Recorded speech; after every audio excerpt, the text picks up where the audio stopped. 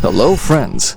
Today we want to talk about the legendary and unparalleled boxer who has a special place in the hearts of many, becoming an icon in the world of sports thanks to his incredible strength, stunning speed, and impeccable technique. His name is Mike Tyson. He's got his work cut out with Mike Tyson. Oh, the right hand! Each of his powerful knockouts caused a real sensation in the world of boxing and left unforgettable impressions on the audience.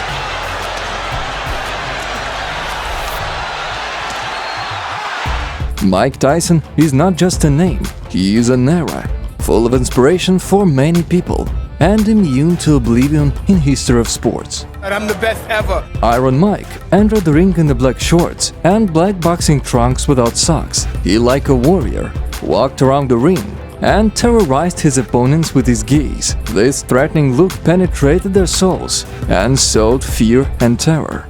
His life was not without difficulties and obstacles, and as a result, several scandalous episodes occurred that attracted public attention.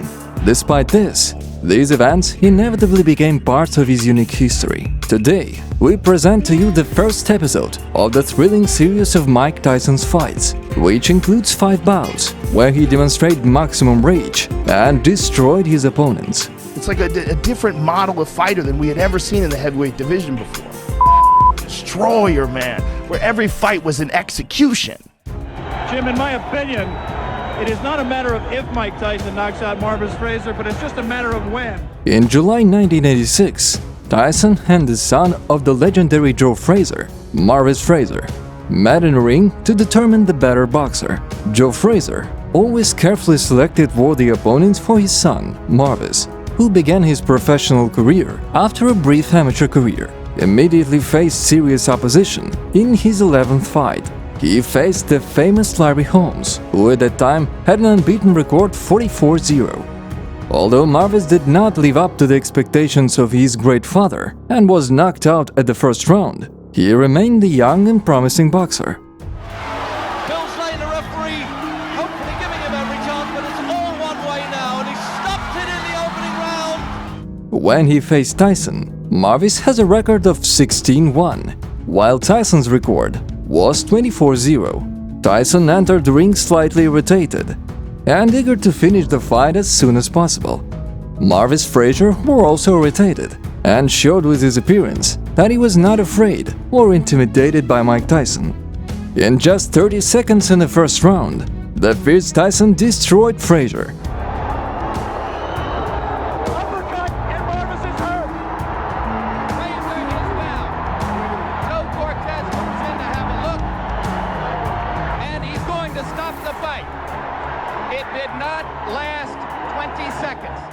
Here is what Joe Rogan said about this fight. The Mike Tyson that beat Marvis Frazier was a beast. He was just a juggernaut. He just stalked people down. Like, look at this is him taking Marvis out. I mean, just ferocious, destructive, accurate, precise. Everything is perfect.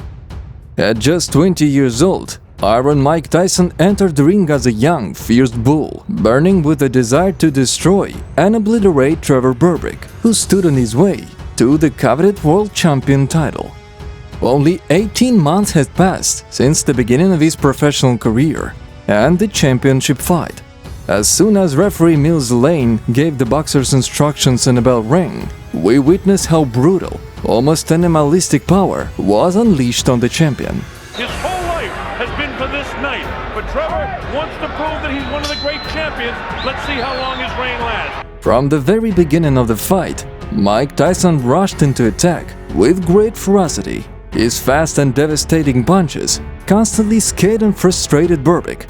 Powerful and relentless, Tyson darted around the ring like a beast ready to tear his prey to pieces.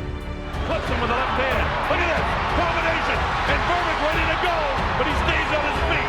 Another right hand clips him. He can't take shots like this very long. After the break, Berbick got up from his stool and began to grimace, showing that he's not feeling well. At the same time, at Tyson's corner, his trainer Kevin Rooney gave instructions to finish the job as quickly as possible. Every punch of Mike Tyson was infused with unbridled aggression, reflecting his thirst to become the youngest heavyweight champion in history. A beautiful right overhand sent the champion down for the first knockdown. Championship of the world. Robert Berbick and Mike Tyson. Tyson goes to work right away, and he gets Trevor in trouble, and he's down. He'll have to take the standing 8 count as he steps right up the counts to 4 and 5 and 6 and 7. Berbick was shaken, so it wasn't too difficult for Tyson to finish the job. The body, wow, with that uppercut is Tyson. Catches him with a right left hook, and he goes down. He goes down. He should be able to get up from this. His legs may be shut. They are. As Trevor Berbick falls back in the ropes, I don't know if he's going to be able to continue. Tyson did it and broke a 30-year record. On the day, he enters history as the youngest world champion in the history of heavyweight boxing. It has been 37 years since then, but no one has come even close to this achievement. In February 1981, Tyson entered the ring against British boxer Frank Bruno. Mike always deeply respected and admired this Brit, as he was a true warrior and gentleman. He's a sweet guy. You want to give him a hug and give him a kiss. They were very similar. Both knew each other from their teenage years. Both were street kids trying to climb out of poverty and fight for a better life. But as they say, survival and friendship have nothing to do with each other when you fight in the loneliest sport.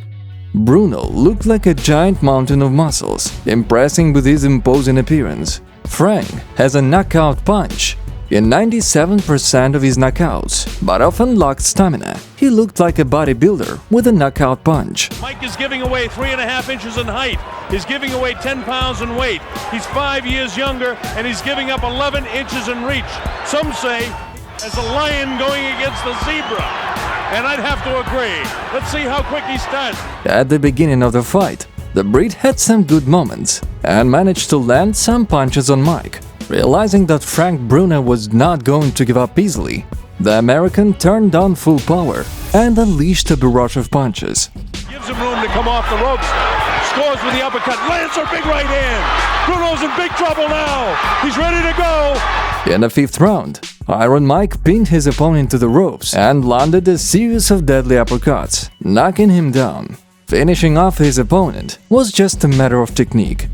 Richard Steele has moved in and has stopped the fight. Michael Tyson wins on a 5th round TKO.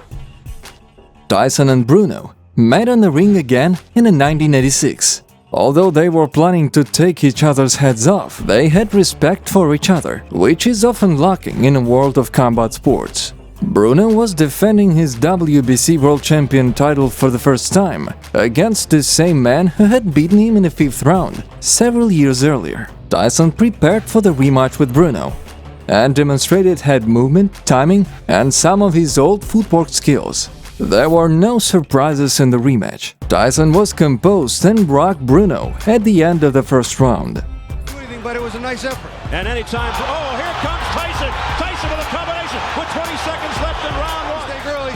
You can't fix a chin that was never great to begin with. A left hook by Tyson, but Bruno comes forward. Bruno tried to fight back in the 2nd round, but he was warned for several times for clinching. I guarantee you. Oh, a left hook by Mike Tyson, flush on the face of Frank Bruno. Another left. He's taking a point away from Bruno for the continuous holding. At the beginning of the 3rd round, Tyson landed a right to the body and a left hook to the head, a combination that paved the way for the premature victory. Fierce right uppercuts and hooks made Bruno helpless against the ropes, and referee Mills Lane saved the Englishman from further beating. Here's a combination uppercut by Tyson. Tyson laying it on, pouring it on. Down goes Bruno into the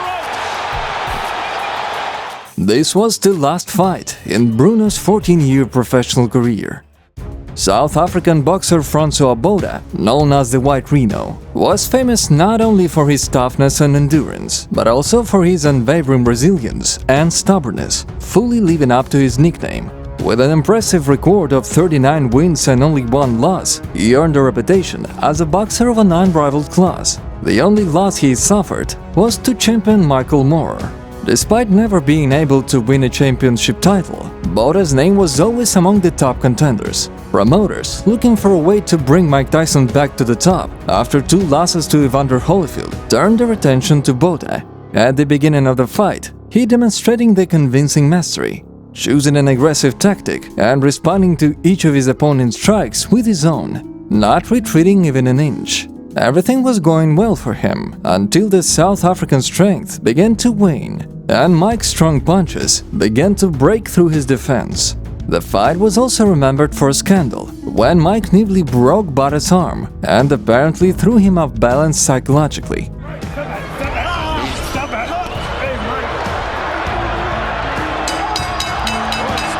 The fight reached its climax in the 5th round, when Iron Mike landed the perfect right punch. You can't get off punches.